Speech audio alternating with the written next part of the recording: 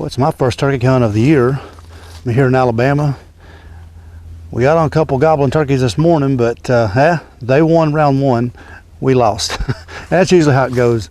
You know, when you're turkey hunting, so they always don't do what you want them to do. But it's just been walking point to point, place to place, trying to, you know, stay on this old slime box call and get one fired up. We ain't yet, but hey, it's right now it's 11:20. We're going to take a break, get some lunch, and come back. I think we got an eyeball on where one might be strutting and staying in the evenings. We seen a bunch of sign yesterday just scouting, so we're going to probably go eat lunch, come back, and just go set and blind call. You know, just kind of set up and just call every 15-20 minutes. And the two that we was on this morning, probably going to go back in there about 5 o'clock and set till dark and see if they come back in there, you know, and see if we can get maybe an ear shot of where they're roosting. So I think it's going to pick up. It's beautiful weather. Hey, I'm just glad to be out turkey hunting and using my box call for the first time. So, but y'all stay tuned because we'll get on one eventually. So you stay tuned.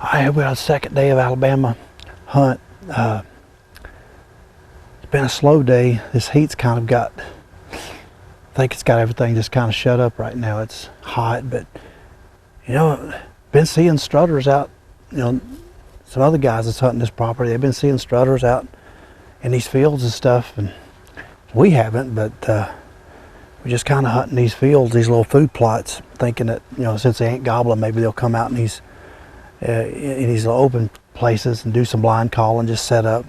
Yesterday we walked about 6 miles. We just started trying to walk and just get one going. You know, today we've kind of slowed it down and just, you know, setting up different spots, doing blind calling. Seen about 2 hens, well 3. We just seen one, not as soon as we sat down here, right here behind us. So, but I didn't see no gobbler or nothing with her. So it's about 3 o'clock. Yesterday, another guy that was hunting here, he told us that he saw a gobbler about 60 yards behind us on this gravel road up here, about 3 o'clock yesterday evening, strutting. So it's about 3 now. So we just thought we'd come in here and hopefully he comes back in here and does his thing, and we'll be sitting here waiting. Whew. Hot, but hey, it's turkey season. You gotta be out here because they live out here too, so you just gotta endure it. So we'll sit back and do some calling and see what happens.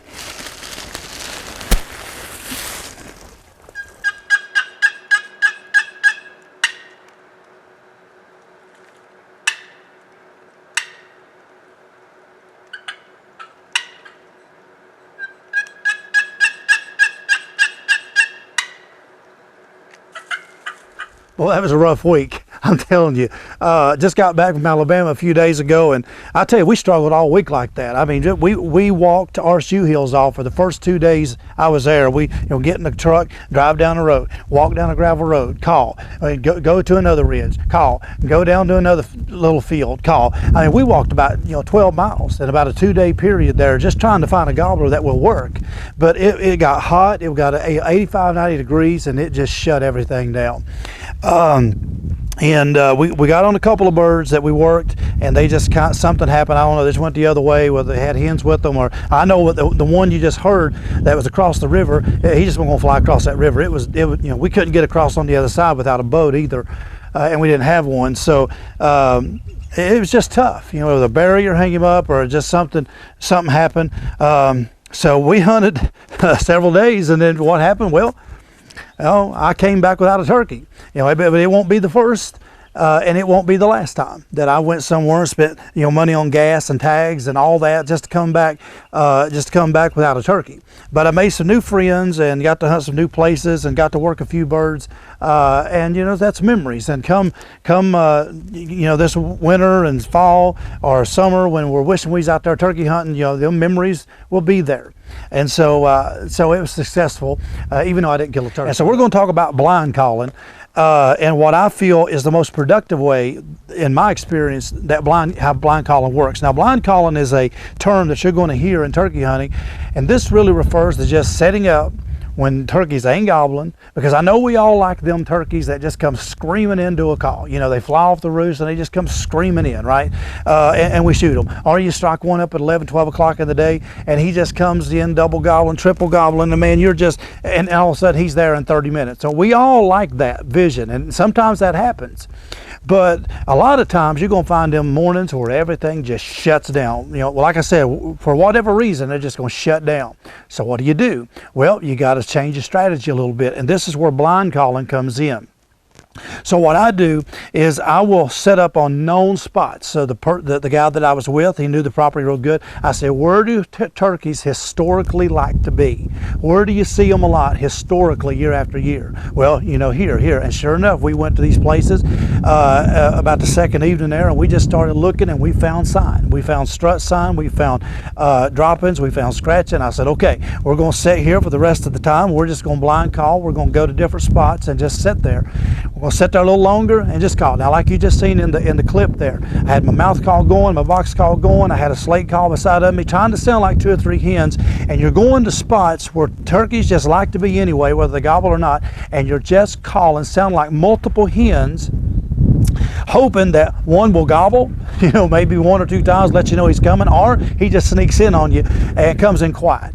But hey, it's a turkey. Whether he gobbles or not, it's a turkey. And it's a successful hunt. And them old quiet lip gobblers sometimes are the more challenging ones to kill, and usually they're the bigger ones. They're with the big old long spurs. So you want to set up on scouted places you already know sign is, or if you hunt the same property all the time and that's where turkeys just like to be anyway, you want to sit there and you want to be more patient. You want to stay a little bit longer. You want to call a little bit, and then maybe go quiet for 10, 15 minutes. Don't just call all the time, and then maybe call a little bit more 10, 20 minutes later, set a little bit longer, maybe set 2, 3 hours. Who knows how long it has to be.